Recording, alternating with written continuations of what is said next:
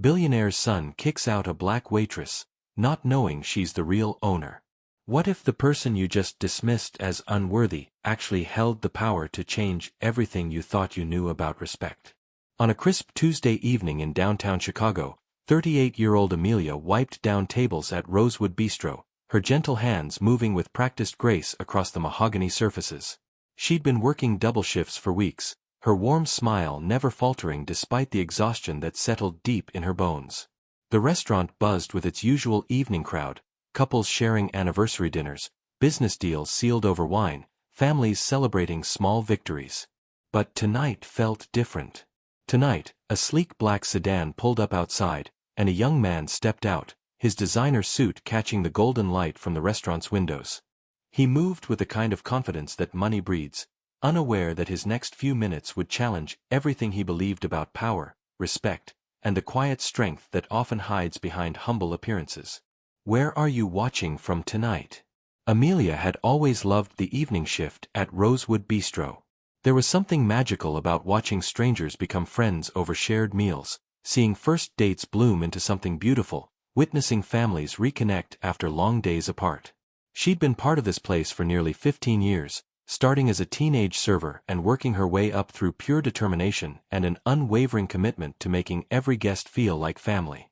The restaurant itself was a gem tucked between towering office buildings, warm brick walls lined with local artwork, soft jazz floating through speakers, and the kind of atmosphere that made people want to linger over their coffee just a little longer. Regular customers knew Amelia by name, often requesting her section specifically because of her genuine care and attention to detail. Tonight, she was covering for Jasmine, a young single mother who'd called in sick with a fever. Amelia never hesitated to help her team, understanding firsthand the struggles of balancing work and life. She moved between tables with practiced efficiency, refilling water glasses and checking on meals, her genuine warmth making even the most stressed diners relax into their evening. That's when 26-year-old Preston Whitmore III walked through the front door. The heir to a vast real estate empire, Preston carried himself with the entitled swagger of someone who'd never been told no in any meaningful way. His father, Richard Whitmore, owned half the commercial district, and Preston had grown up believing that wealth automatically commanded respect from everyone around him. "Table for one," he announced to the hostess, barely making eye contact. "Somewhere quiet where I can take some calls." The hostess, a college student named Mia, smiled politely and guided him to a corner booth in Amelia's section. Preston slumped into the seat, immediately pulling out his phone and spreading papers across the table. When Amelia approached with her warm, welcoming smile, he didn't even look up. "Welcome to Rosewood Bistro," she said gently. "Can I start you with something to drink this evening?" Preston's eyes finally lifted, and his expression shifted to barely concealed annoyance. "Coffee, black. And I'll need this table for at least 2 hours. I've got important business calls to make." "Of course," Amelia nodded graciously. "I'll get that coffee right out for you. Would you like to see our dinner menu as well?" "Maybe later," he waved dismissively, already turning back to his phone. As Amelia walked toward the coffee station, Preston's voice carried across the restaurant. He was speaking loudly into his phone about a new development deal, clearly wanting everyone to hear about his importance. Other diners glanced over with mild irritation, and Amelia noticed the uncomfortable shift in the room's peaceful atmosphere. When she returned with his coffee, Preston was deep in conversation about buying out some little family businesses to make room for luxury condos. The irony wasn't lost on her, but she simply set down his cup with a gentle smile and quietly stepped back. "Excuse me," Preston said sharply, covering his phone. "Could you keep the noise down in here? Some of us are trying to conduct real business." Amelia looked around the quietly humming restaurant, confused but maintaining her professional demeanor. "I'll certainly speak with our other guests about keeping conversation levels comfortable for everyone." But somehow, she sensed this was just the beginning. For the next hour, Preston's behavior grew increasingly demanding and inappropriate.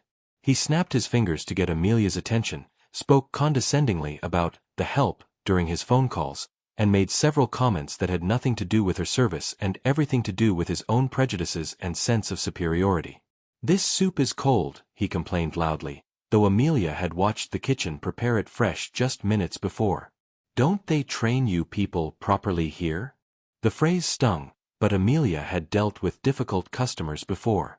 She gracefully took the bowl back to the kitchen, had it reheated, and returned with the same warm smile. "Here you are, sir. Please let me know if there's anything else I can do to make your evening more comfortable." Preston barely acknowledged her, but his phone conversation grew louder and more obnoxious. He was discussing plans to clean up the neighborhood, talking about businesses that didn't fit the new upscale vision his father had for the district. Other diners began shooting frustrated glances in his direction, and Amelia could feel the tension building in the room. Around 9 o'clock, an elderly couple at a nearby table politely asked if the restaurant could do something about the noise. The husband, clearly a veteran by his bearing, looked genuinely distressed by Preston's disruptive behavior. Amelia approached Preston's table with gentle diplomacy. "Excuse me, sir. I'm so sorry to interrupt, but would it be possible to lower your voice just a bit? Some of our other guests are trying to enjoy quiet conversations." Preston looked up with cold annoyance. "Are you seriously telling me how to conduct my business? Do you have any idea who I am?" "I'm simply trying to ensure all our guests have a pleasant evening," Amelia replied calmly. "All your guests?" Preston's voice dripped with disdain. "Lady, I probably spend more on lunch than you make in a month. I don't need some waitress lecturing me about manners." The restaurant had gone quiet now, other diners watching the uncomfortable exchange unfold. Amelia felt her cheeks warm with embarrassment, not for herself, but for Preston, though he was too blinded by his own arrogance to realize how poorly he was representing himself. "I understand you're conducting important business," she said quietly.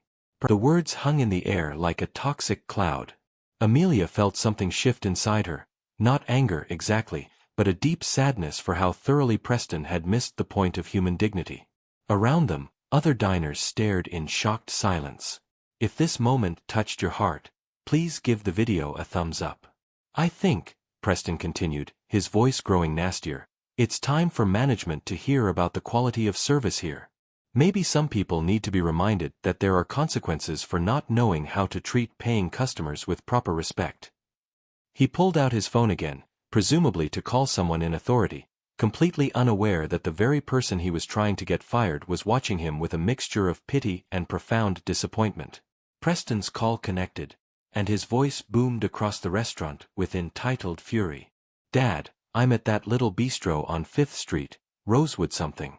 The service here is completely unacceptable. I want you to look into who owns this place. It's time we cleaned house in this neighborhood anyway." Amelia felt her heart clench, not from fear, but from genuine sorrow for a young man so lost in his own privilege that he couldn't see the damage he was causing. She thought about all the late nights she'd spent here, learning the business from the ground up after her grandmother left her the restaurant in her will. She remembered being Preston's age, working 3 jobs to pay for business school, determined to honor her grandmother's legacy by creating a place where everyone, regardless of background or bank account, could feel welcomed and valued. "Preston Whitmore 3, he announced into the phone, as if his name alone should command immediate action. "Yes, that's right. I want this waitress fired, and I want to know what kind of standards this place operates under." The elderly veteran at the nearby table stood up slowly, his wife gently touching his arm.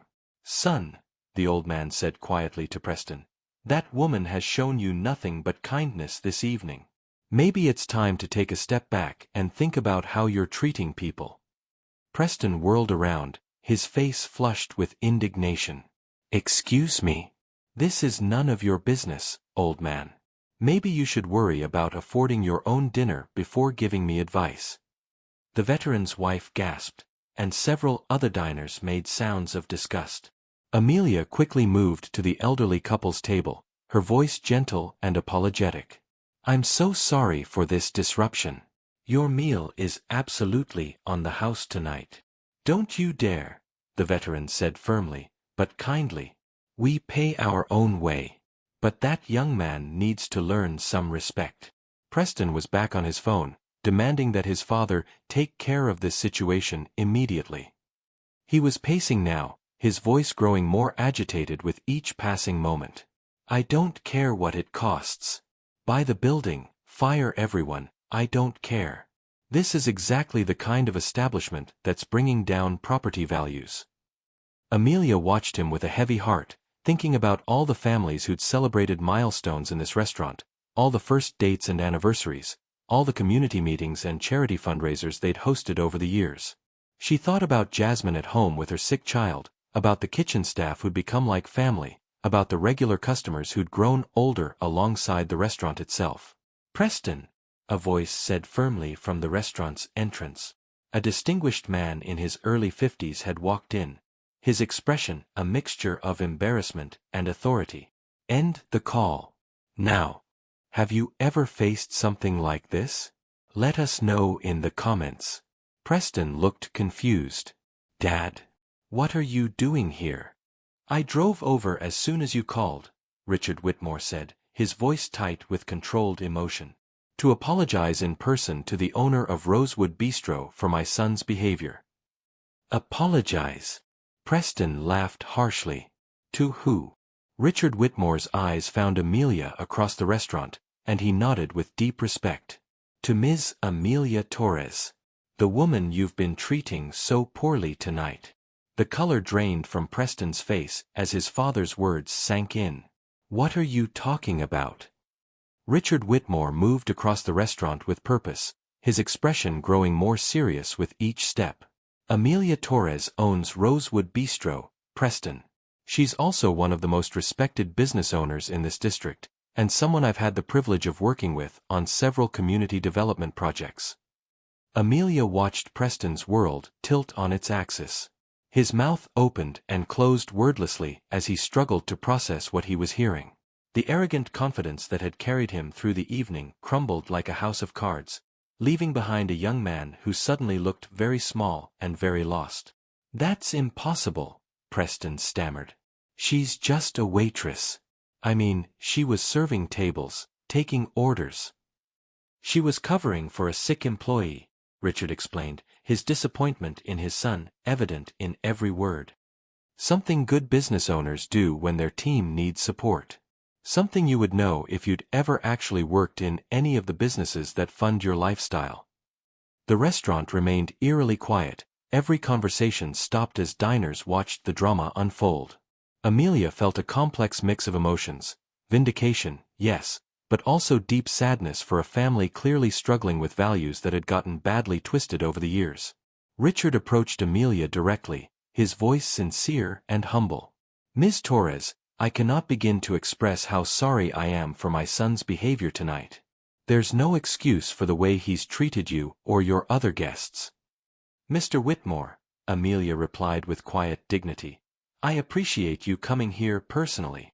I raised him better than this," Richard continued, his voice heavy with regret.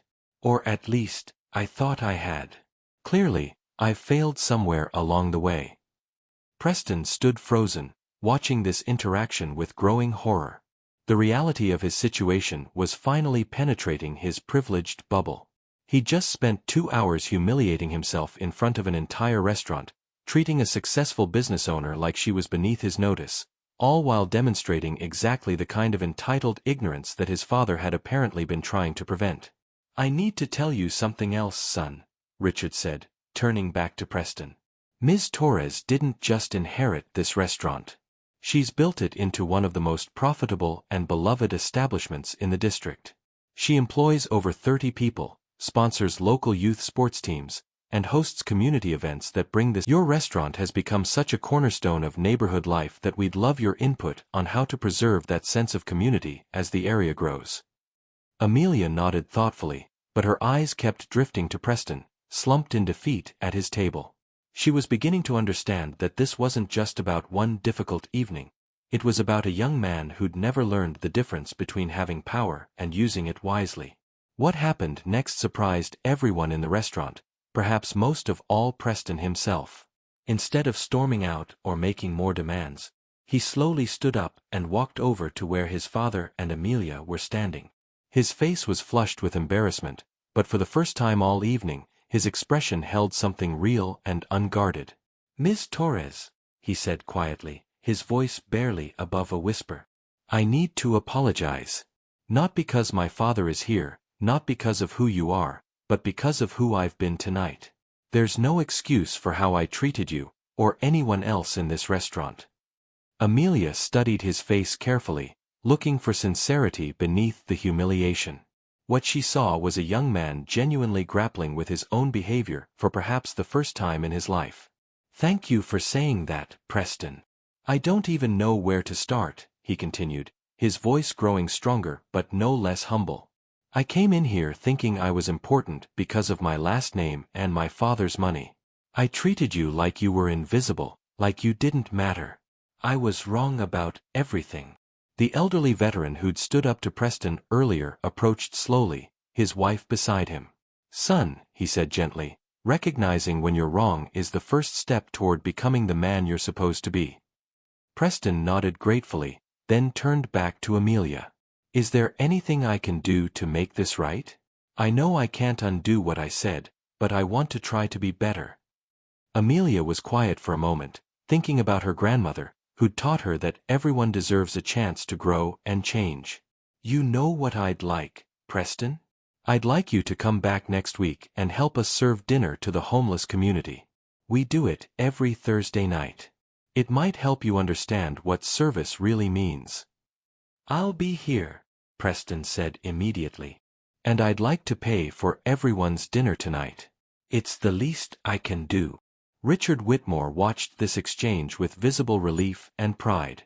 "You know, Amelia, I think my son might actually learn something working with you." "We all keep learning," Amelia replied with a gentle smile. "That's what makes us human." As the evening wound down, the restaurant slowly returned to its normal peaceful rhythm. Preston stayed to help clear tables and apologize personally to every guest who'd been affected by his earlier behavior. The elderly couple insisted on shaking his hand before they left, the veteran quietly telling him, "You did good tonight, young man." When the last customer had gone and the lights were dimmed, Preston stood awkwardly by the door. "Ms. Torres, thank you for giving me a chance to make this right. I'll see you next Thursday." "I'll be here," Amelia smiled. "And Preston, call me Amelia." As father and son walked out together, Richard put his arm around Preston's shoulders. Through the window, Amelia could see them talking seriously, beginning what looked like a long overdue conversation.